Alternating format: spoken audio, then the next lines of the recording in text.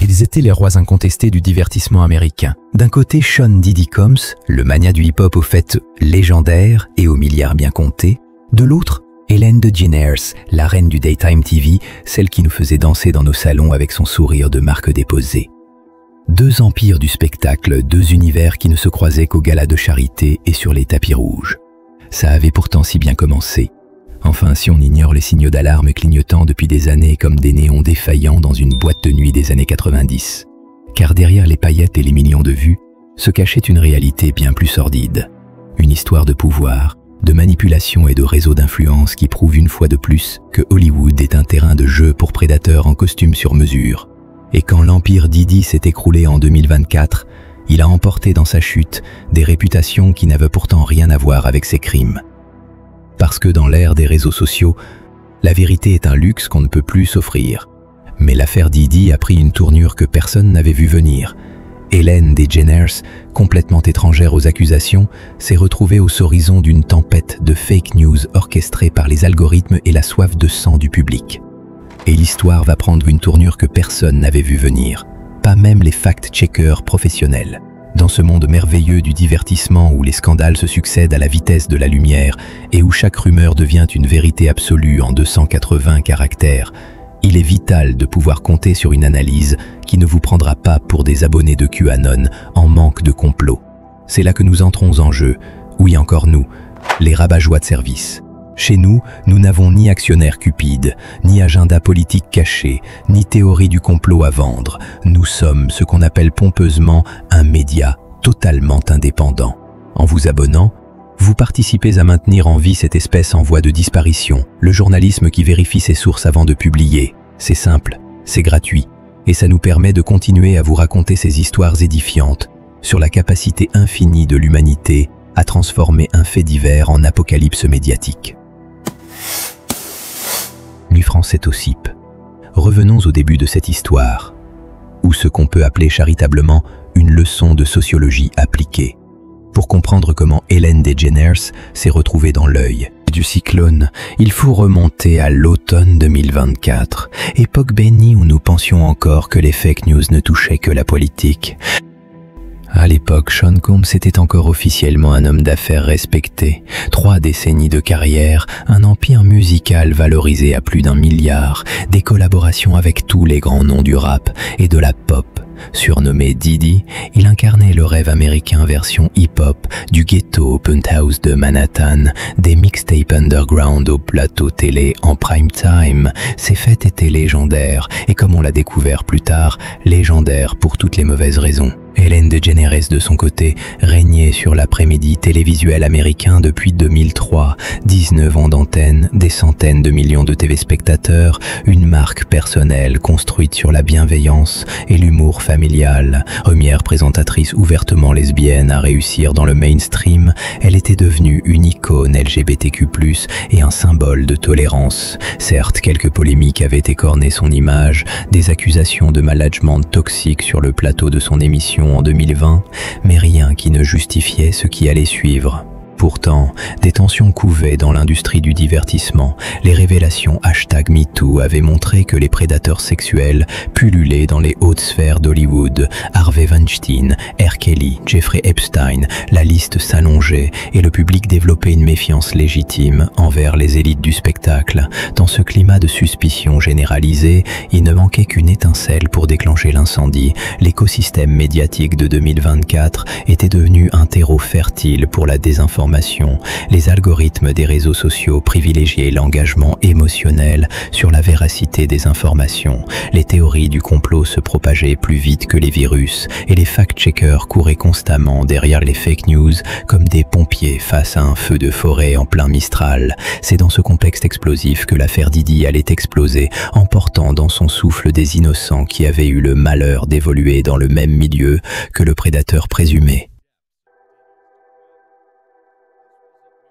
Tout bascule le 25 mars 2024. Ce jour-là, les agents fédéraux perquisitionnent simultanément les résidences de Diddy à Los Angeles et Miami.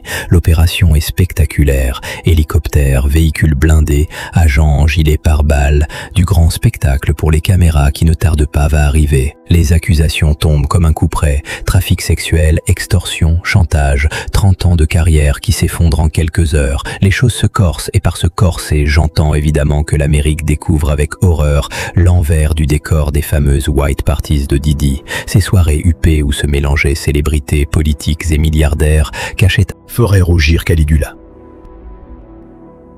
Les témoignages affluent. Drogue, coercition, enregistrement compromettant. Diddy réagit par le déni total. Ses avocats crient au complot raciste.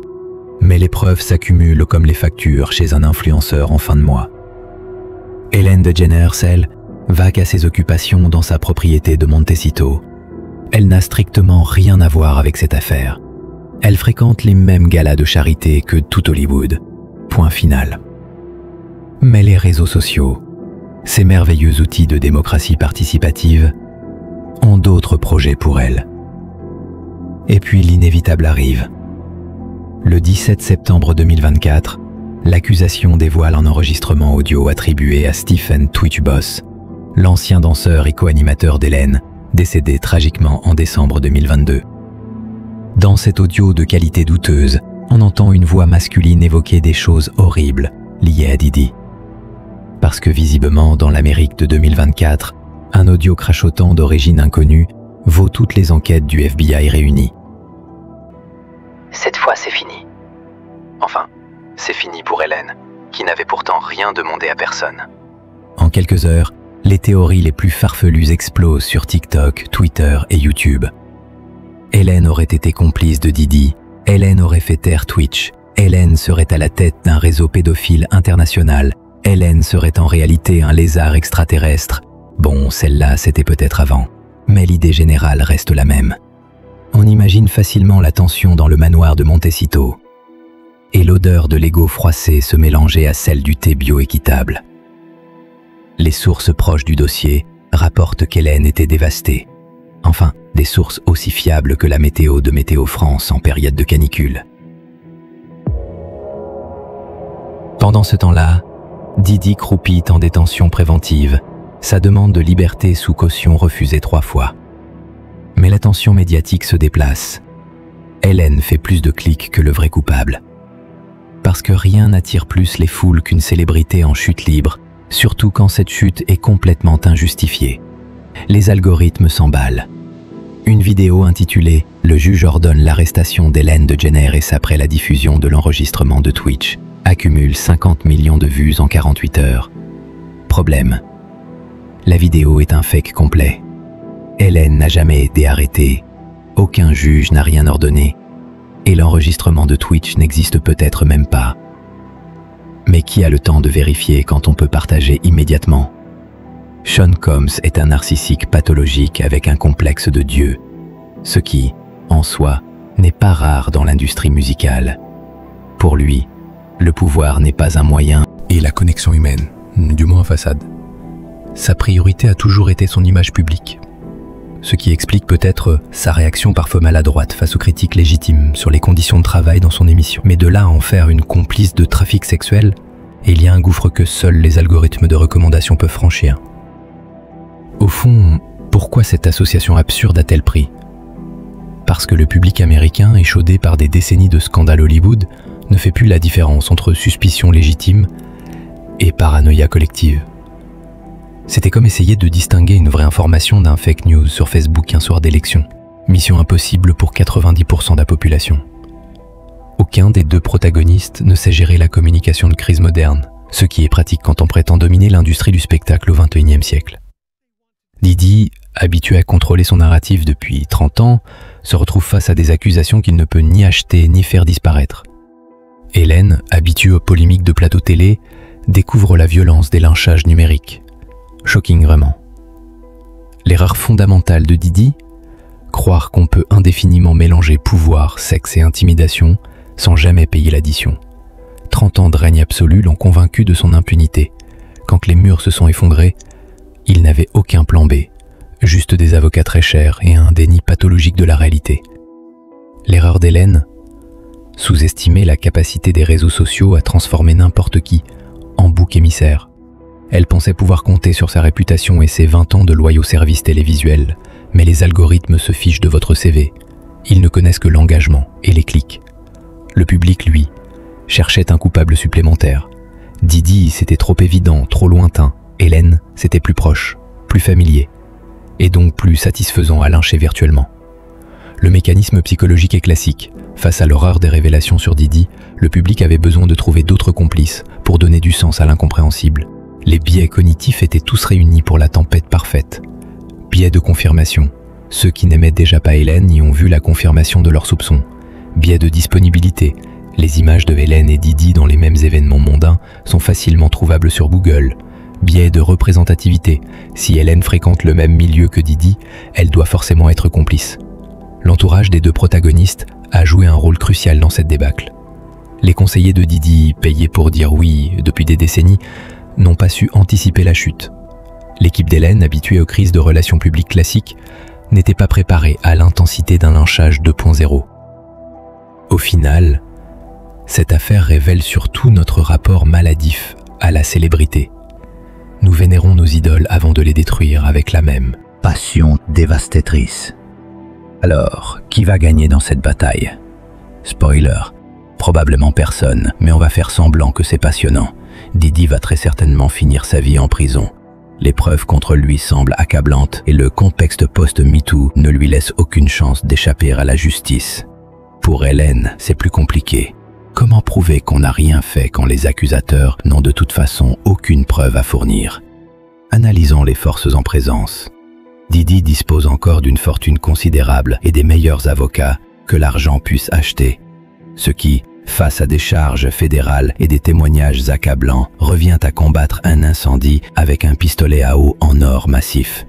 Ses faiblesses sont évidentes. 3 décennies d'abus de pouvoir documentés et une réputation qui ne survivra pas aux révélations actuelles. Hélène, elle, bénéficie encore de soutien dans l'industrie et d'une partie du public qui refuse de céder à la hystérie collective. Mais sa faiblesse principale, c'est l'impossibilité de prouver un négatif. Comment démontrer qu'on ne savait rien, qu'on n'a rien fait, qu'on n'était pas complice? Dans l'ère du procès sur les réseaux sociaux, l'innocence présumée n'existe plus. Les facteurs externes imprévisibles, l'évolution des algorithmes de recommandation, l'émergence de nouvelles révélations sur d'autres célébrités qui pourraient détourner l'attention, l'éventuel retour de bâton de l'opinion publique quand elle réalisera qu'elle s'est peut-être trompée de cible. Autant de variables, aussi contrôlables qu'une épidémie de gastro dans une crèche. À court terme, Didi va connaître le système carcéral américain de l'intérieur pour très longtemps. Hélène va probablement s'exiler médiatiquement, au moins temporairement. À long terme, l'affaire Didi restera comme un cas d'école sur les dérives du pouvoir à Hollywood, tandis que le lynchage d'Hélène illustrera parfaitement les dangers des fake news à l'ère des réseaux sociaux. Mais au-delà de ces destins individuels, c'est notre rapport à l'information et à la justice populaire qui se joue. Encore une fois, cette affaire pose des questions essentielles. Comment distinguer les vraies victimes des boucs émissaires? Comment protéger les innocents quand la machine à rumeurs s'emballe? Comment concilier liberté d'expression et protection contre la diffamation à l'ère numérique? Les scénarios d'évolution sont prévisibles. Le scénario optimiste voudrait qu'Hélène soit progressivement blanchie par les faits et que le public apprenne à vérifier ses sources. Le scénario réaliste, c'est qu'elle reste marquée à vie par ses accusations fantaisistes et que les fake news continuent de prospérer. Le scénario catastrophe, que cette affaire ouvre la voie à d'autres lynchages de célébrités innocentes, transformant chaque scandale en chasse aux sorcières généralisée. Cette histoire de mogul déchu et de présentatrice lynchée révèle en réalité quelque chose de profondément déprimant sur notre époque. Nous préférons les fake news spectaculaires aux vraies informations ennuyeuses. L'affaire Didi était déjà suffisamment sordide pour nourrir les médias pendant des mois. Mais non, il fallait absolument y ajouter des complices imaginaires pour corser le récit. Ellen DeGeneres restera probablement comme le dommage collatéral le plus injuste de cette affaire. Victime d'un système médiatique qui transforme chaque rumeur en vérité absolue. Elle illustre parfaitement les dérives de notre époque, celle où l'accusation vaut condamnation et où les réseaux sociaux font office de tribunal populaire. Quant à Didi, il finira sa vie derrière les barreaux, ce qui est probablement mérité au vu des accusations qui pèsent contre lui. Mais même sa chute ne sera pas complète tant qu'elle ne servira pas de leçon collective sur les mécanismes du pouvoir et de l'impunité à Hollywood. L'enseignement principal de cette affaire, dans l'ère de l'information instantanée, la vérité devient un luxe que nous ne pouvons plus nous offrir. Nous préférons les théories du complot aux enquêtes approfondies, les fake news au fact-check, l'émotion à la raison. Et dans cette course effrénée au clic et au partage, les innocents payent souvent le prix fort. L'avenir nous dira si nous sommes capables d'apprendre de nos erreurs ou si nous sommes condamnés à répéter indéfiniment les mêmes schémas toxiques. Pour l'instant, les paris sont ouverts.